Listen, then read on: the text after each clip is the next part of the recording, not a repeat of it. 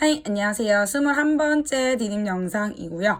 우리 앞으로 배울 것들도 많고 이제까지 배운 것들도 많은데 항상 겸손한 자세로 열심히 공부하도록 하겠습니다.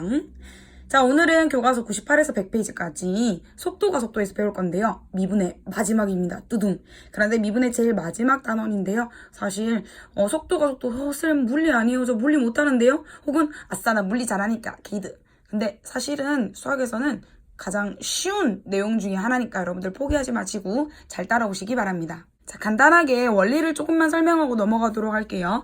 자, 어떤 시각에서의 위치를 함수로 표현하면 우리 그걸 예를 들어 ft라고 한다면 시각이 변할 때, 이만큼 변할 때 위치의 변화량, 즉 시간의 변화량분의 위치의 변화량 우리는 평균 속도라고 하면 이 평균 속도가 결국에는 이 위치 함수의 평균 변화율이 되죠. 그리고 이 평균 변화율의 극한값은 결국 그 점에서의 순간 변화율. 얘를 우리가 그러니까 평균 속도라고 하는 것은 어느 구간에서의 구간의 변화, 시간의 변화에 따른 어떤 위치의 변화량이라면 그것의 극한값, 즉 순간 변화율, 미분 계수가 되겠죠. 그것은 그 시각에서의 순간적인 속도를 의미합니다. 그것을 우리는 속도라고 하고요. 속도와 속력의 차이는 속도는 방향을 따지기 때문에 양수, 음수 다 가질 수 있으나 속력은 오직 크기만을 가지기 때문에 반드시 양의 값만을 가진다라는 것을 주의하면 되겠습니다. 결국 되게 복잡한 말로 되어 있는데 한마디로 정리하면 여기 있습니다. 뭐냐면 속도라고 하는 것은 이 무슨 말이야? x가 뭐냐면 위치거든요. 위치를 시각으로 미분한 것, 즉 f't. 위치 함수를 미분하여. 위치 함수를 미분하면 속도고요. 또 하나 속도 함수를 미분하면 가속도가 된다. 라는 것까지 알고 있으면 좋습니다. 그리고 아까 얘기한 것처럼 속도는 방향을 가진다고 얘기했는데요. 양의 방향, 즉 플러스라고 하는 것은 어떤 기준점을 수직선 위로 움직일 때 기준점, 이렇게 속도가 양수일 때는 양의 방향, 음수일 때는 음의 방향. 뭐 예를 들어서 내가 앞뒤로 움직인다. 그럼 앞을 양의 방향이라고 하면 속도가 양수일 땐 앞으로 가고요. 속도가 음수일 땐 뒤로 가게 됩니다. 그럼 문제 간단하게 보도록 할게요. 원점을 출발해서 수직선 위를 움직이는 점P가 시각에 따른 위치가 이렇게 된대요. 그러니까 t세제곱 마이너스 12t. 예를 들어 1초가 지나면 1초 후에는 1세제곱 마이너스 10이니까 마이너스 11이라는 위치에 가 있다는 거예요. 2초 후에는 2의 세제곱 마이너스 12 곱하기 2니까 8 마이너스 24 마이너스 16이라는 위치에 가 있다는 뜻이거든요.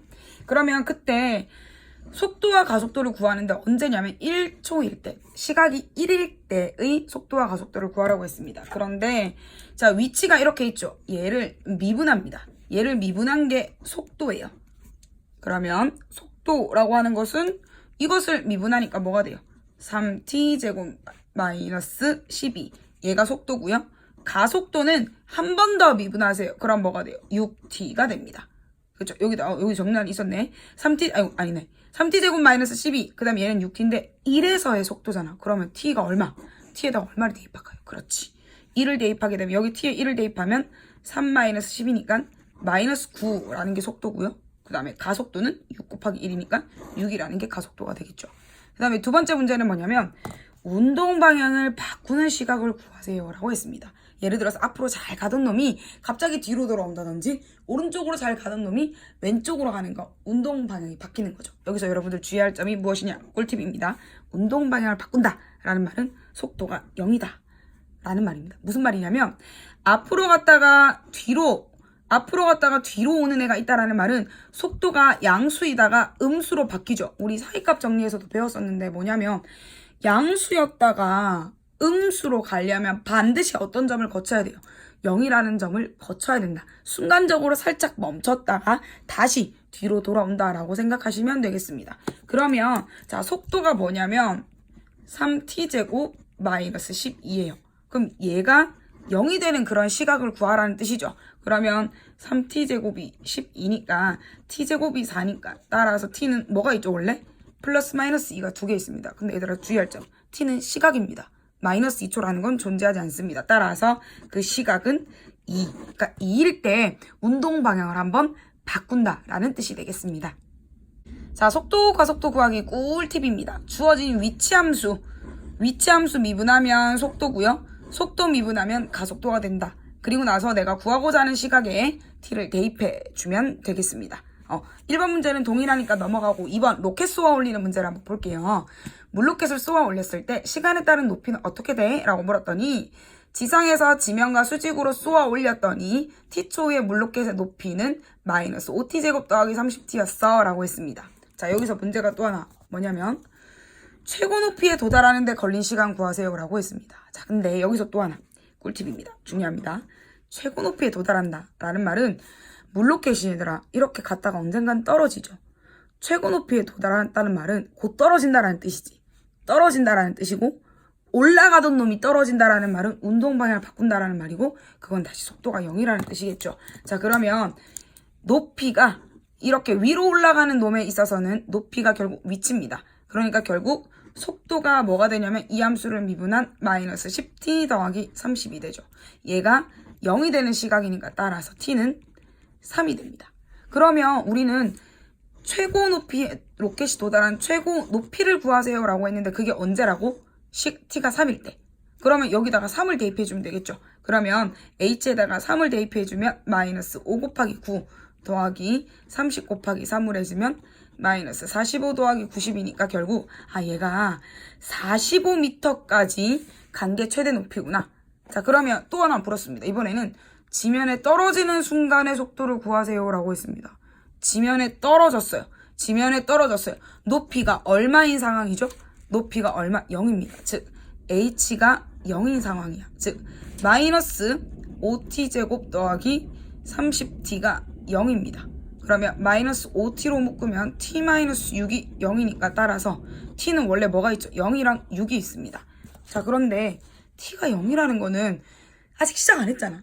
얘는 당연히 지금 아직 출발하지 않은 로켓이 지면에 있는 거고 지면에 다시 떨어진다라는 말은 올라갔다 내려와야 되니까 시간이 어느 정도 걸려야겠죠. 그러니까 0이 아니라 6이겠죠. 즉 문제는 시각이 6일 때의 속도를 구하세요라고 했습니다. 근데 속도는 마이너스 10t 더하기 30인데 거기다가 6을 대입을 하게 되면 마이너스 60 더하기 30이니까 결국 속도는 마이너스 30이다 라고 얘기할 수 있겠죠. 자, 마지막으로 한 가지만 더 하고 복습할게요. 간단합니다. 위치 함수 미분하면 속도, 속도 미분하면 가속도 이렇게 됩니다. 그러면 이게 위치야. t에서 위치니까 속도는 뭐가 될까요? 그렇지. 3t제곱 마이너스 2t 더하기 1이고요. 그 다음에 가속도는 한 번 더 미분하세요. 그러면 6t 더하기 2가 됩니다. 자, 그러면 여기에서 시각이 2일 때의 속도는 2를 대입하면 돼요. 2의 제곱 4, 3, 12 마이너스 12 마이너스 4 더하기 1이니까 9가 속도가 되고요. 가속도는 여기다가 2를 대입하면 되겠죠. 12-2니까 10이다 라고 얘기할 수 있습니다. 즉 우리는 자 오늘 정리하면 간단합니다.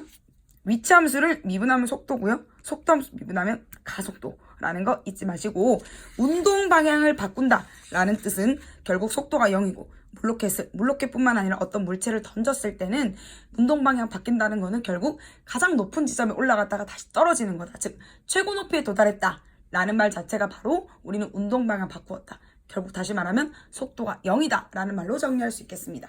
여러분 이제 미분이 끝이 났습니다. 다음 시간에 간단한 특강 영상이 올라올 건데요. 거기에 또 추가 미션이 있을 수 있으니까 여러분들 잘 한번 귀 기울여 보시고요. 미분 배우느라 고생 많이 하셨는데 미분 잘 정리해서 다음 시간부터 적분으로 넘어가도록 하겠습니다. 열공하세요. 끝!